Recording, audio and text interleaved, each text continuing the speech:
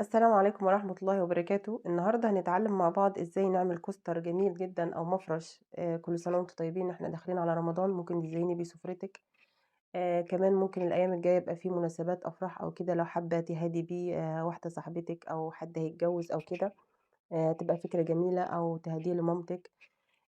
الكوستر بسيط جدا، وحتى لو مبتدئة تقدري تنفذيه. طبعا انت بتنفذيه بالخيط اللي يناسبك، حابة تعمليه بلون واحد براحتك، حابة تنفذيه بكذا لون برضو زي ما تحبي. بتختاري الخيط المناسب ومقاس الإبرة المناسب ليها. ويلا بينا نبدأ. بسم الله الرحمن الرحيم. نبدأ. أول حاجة هنعملها، هنعمل دايرة سحرية.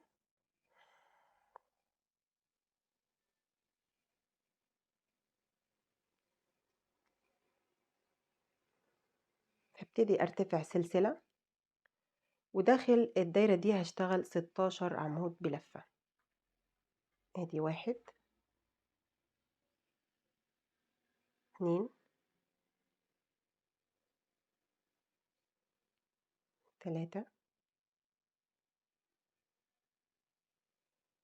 هكمل ال16 عمود ونرجع نشوف. كل اللي انا هعمله دلوقتي، انا عملت كده 16 عمود. بقفل الدايره، بشد الخيط كده واقفل الدايره كويس. طبعا الخيط ده هنضفه في الاخر تحت الغرز كده.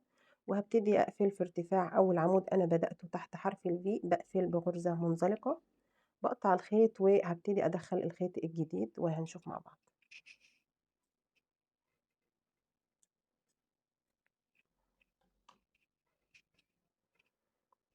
هنضف الخيط وهرجع نشوف مع بعض. هبتدي ادخل اللون تاني. طبعا انت ممكن تشتغلي بنفس اللون، او ممكن تدخلي اللون زي ما تحبي. هبتدي ادخل اللون التاني. هرتفع 3 سلاسل، 1 2 3.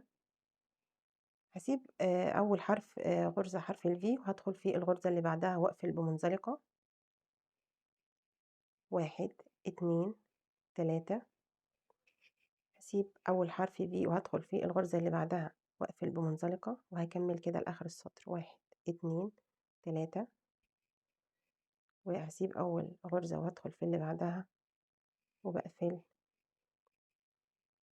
بغرزة منزلقة، وهكذا. 1 2 3.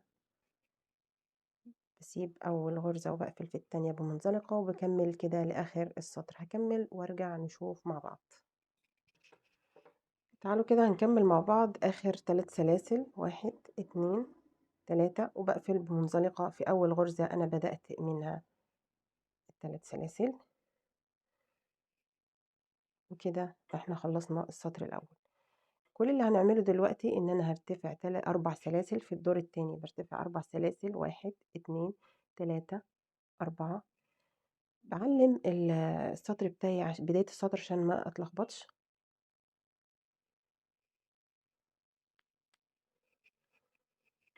كده 4 سلاسل، وببتدي اقفل بمنزلقة تحت حرف الفي عند المنزلقة اللي انا قفلت فيها في السطر اللي قبلها.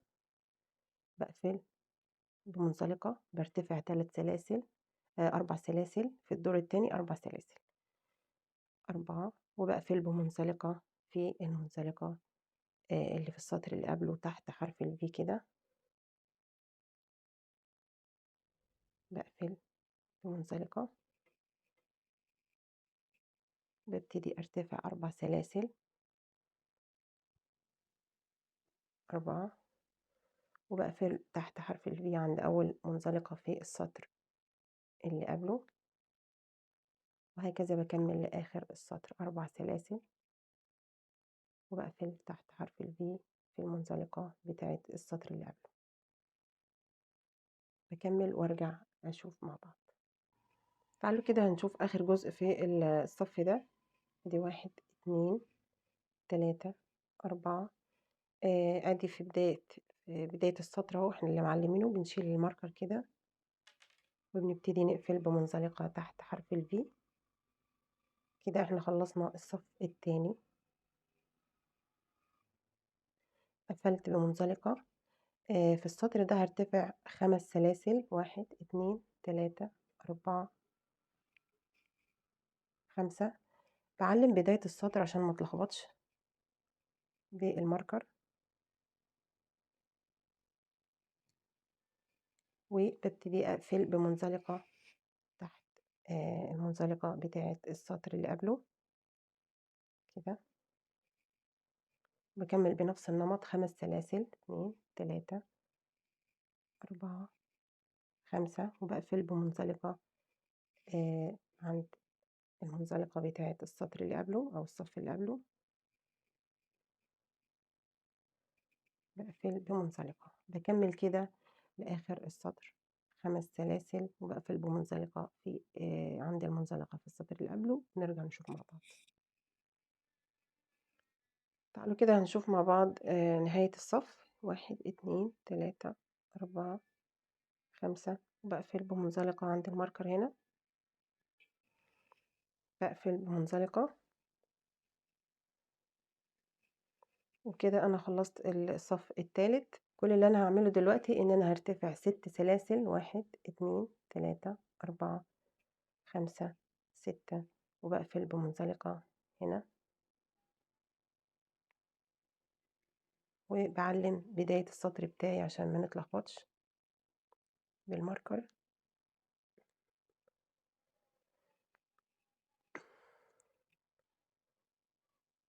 بعد كده بنكمل 6 سلاسل، 4 5 6، وبقفل بمنزلقة تحت المنزلقة بتاعة السطر اللي قبله،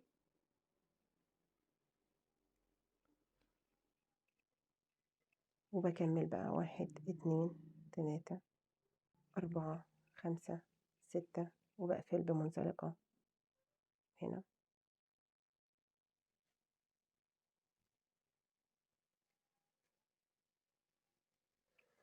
1 2 3 4 5 6، وبقفل بمنزلقة، وبكمل بنفس النمط لآخر الصف. هكمل ونرجع نشوف مع بعض. تعالوا كده نقفل الصف ده مع بعض. 1 2 3 4 5 6، وبقفل عند الماركر هنا بغرزة منزلقة.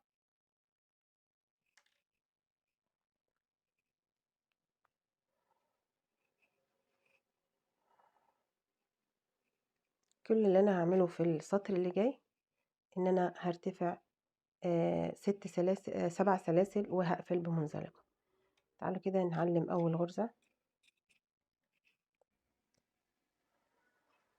وهنبتدي نعمل 7 سلاسل ونقفل بمنزلقة هنا. هبتدي أعمل 7 سلاسل، 2 3 4 5 6 7، وبقفل بمنزلقة عند المنزلقة بتاعة السطر اللي قبله أو الصف اللي قبله، بقفل بغرزة منزلقة، وبكمل بنفس الشكل. كل اللي أنا هعمله 7 سلاسل، بقفل بمنزلقة تحت حرف الفي هنا عند المنزلقة السطر اللي قبله لآخر السطر، وهكمل ونرجع نشوف مع بعض. تعالوا كده نقفل مع بعض السطر رقم 5. 1 2 3 4 5 ادي 6 7، بنقفل بمنزلقة تحت الماركر. كده احنا قفلنا الصف رقم 5. كل اللي احنا بنعمله في المرحلة الجاية ان انا كل ما برتفع صف بزود سلسلة لحد ما بتوصلي للحجم اللي يناسبك، سواء هتعمليه كوستر او مفرش. يعني هنا احنا كده 7 في السطر ده، هنبتدي نعمل 8 سلاسل. 1 2 3 4 5 6 7 8، وبنقفل بمنزلقة هنا تحت المنزلقة بتاعة السطر اللي قبله، وبنكمل بنفس الشكل. ده شكلها كده. هنعلم طبعا بداية السطر بتاعنا عشان ما نتلخبطش، نعرف نزود العدد المظبوط. يبقى احنا كده نشوف شكلها. كل سطر بنزود سلسلة وبنقفل بمنزلقة في نفس المكان لحد ما بتوصلي لحجم المفرش أو الكوستر المناسب. هرجع أنا هكمل على حسب الحجم اللي أنا محتاجاه، وهرجع نشوف مع بعض. أنا كده وصلت للحجم المناسب بالنسبة لي. تعالوا نشوف بقى هنقفل ازاي مع بعض المفرش. بقص طرف الخيط كده، كل اللي أنا هاعمله دلوقتي إن أنا هاجيب ال هاشيل الماركر، وهاجي هنا عند في غرزة المنزلقة كده من الخلف كده، هادخل هاسحب الخيط، هاسحب طرف الخيط كده،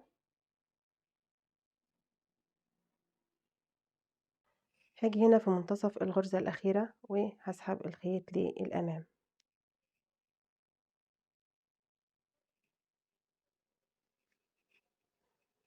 بس كده، وباخبي الخيط كده وسط الغرز. هنا أنا هاقفل وهارجع نشوف مع بعض. ده كده الشكل النهائي للكوستر. إحنا عملنا إيه؟ عملنا دايرة سحرية واشتغلنا ارتفعنا سلسلة واشتغلنا 16 عمود بلفة داخل الدايرة، وبعد كده ارتفعنا 3 سلاسل وسيبنا أول غرزة ودخلنا في الغرزة اللي بعدها وقفلنا بالمنزلقة، وكملنا الكلام ده لآخر السطر. وتاني سطر عملنا 4 سلاسل، السطر اللي بعده 5 سلاسل، وكل ما بنرتفع سطر بنزود سلسلة لحد ما بتوصلي للحجم اللي انت محتاجاه، سواء هتعملي مفرش أو كوستر.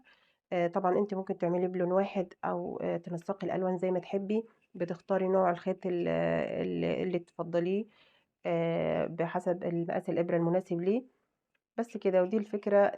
ما تنسوش بقى لايك للفيديو. حابة أعرف رأيكم في تناسق الألوان دي، وحابة أعرف بتتابعوني من أي بلد، والسلام عليكم ورحمة الله وبركاته.